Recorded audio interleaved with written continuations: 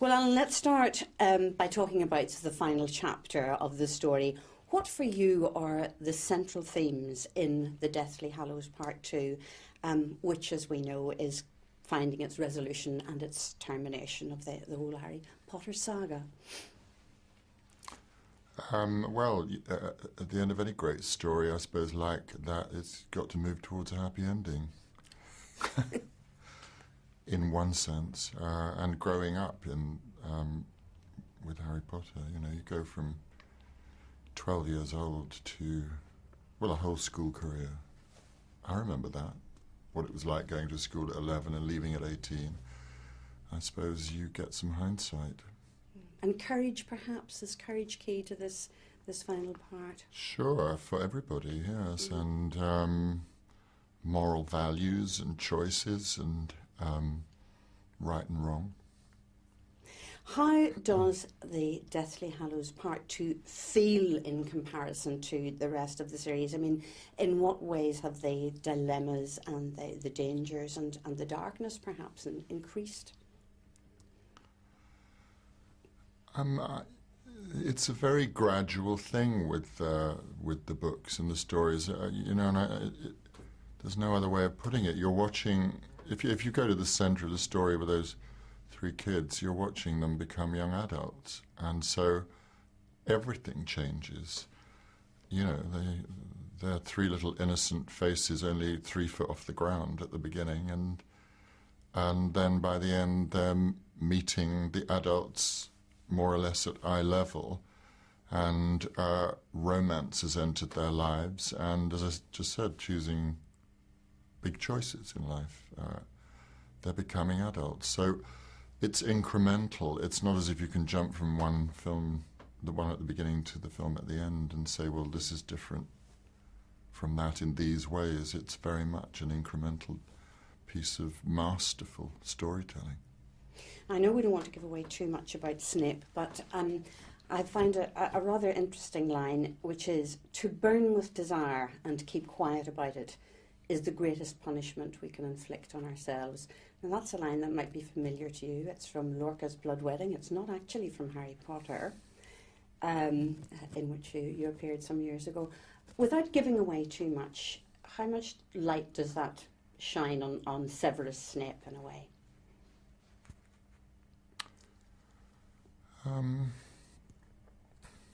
Well, he's very focused. You know, he lives within a very tight confines, emotionally, physically. You know, when we finally got to play a scene in what appeared to be his house, you know, I often wondered what that would look like. And I remember walking onto the set and saying to Stuart Craig, I don't know whether you'd have all these pictures on the walls.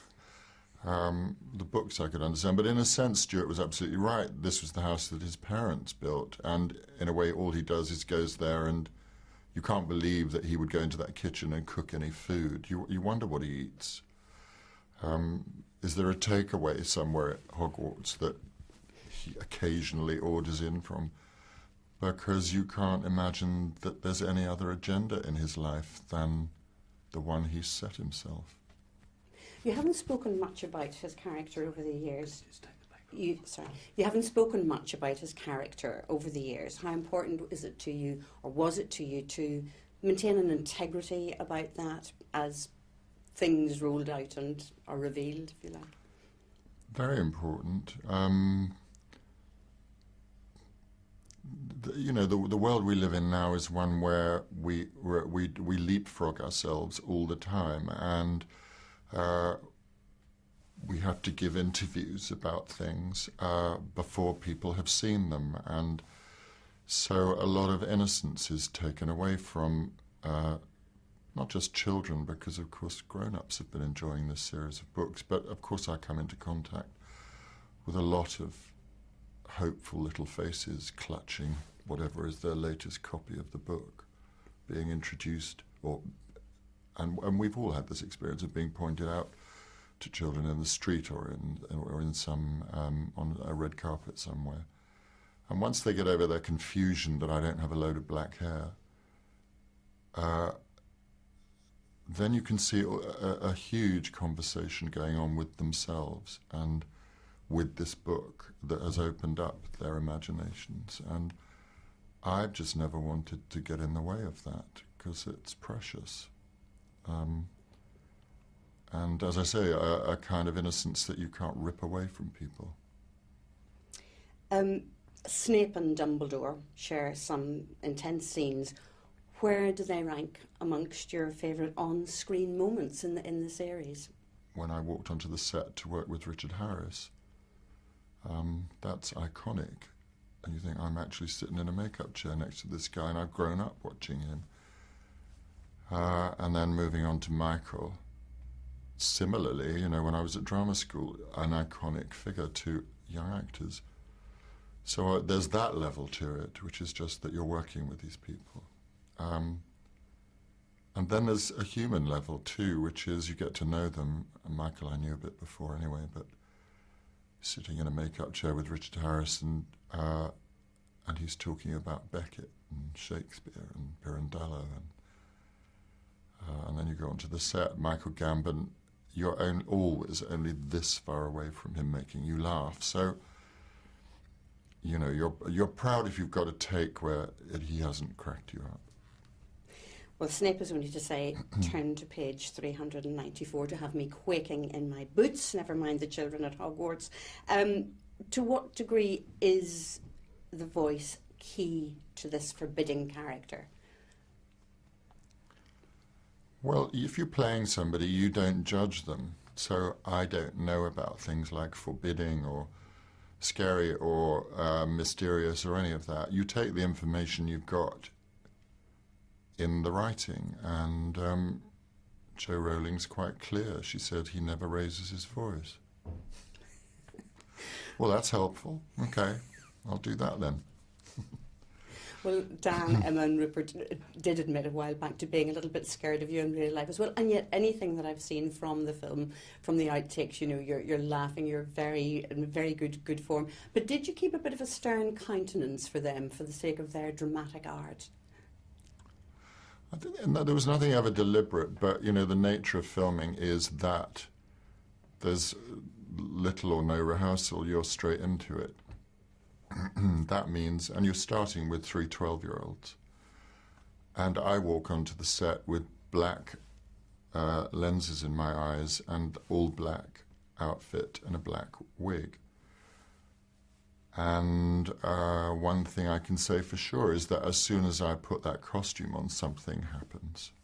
You can't be someone else inside that outline. It has an effect on me. And also you don't have time because you're looking for real concentration and you're trying to be as helpful to these 3 young people as possible. So it's better that I'm focused and not mucking about. So I'm not surprised if they got a bit alarmed, but it was just the nature of the beast. Well, on your own background, you have a background in art and fine art, attending the Royal College of Art. How important are the aesthetics of a project like Harry Potter to you? The look, the design, the feel of it. Does that all hugely support the character and the work that you do? Absolutely crucial, and I suppose it's in a way the one shame of the advance of CGI. We started this whole thing going off to locations in Oxford and Gloucester and various Gothic corridors. And by the end, or 10 years later, the technique is so sophisticated that you end the film on a pile of old grass with a football stadium of lights around, knowing that they're going to fill in the background. So your imagination really has to work hard by the end of it. But the interiors, we're completely blessed by having absolute genius in Stuart Craig.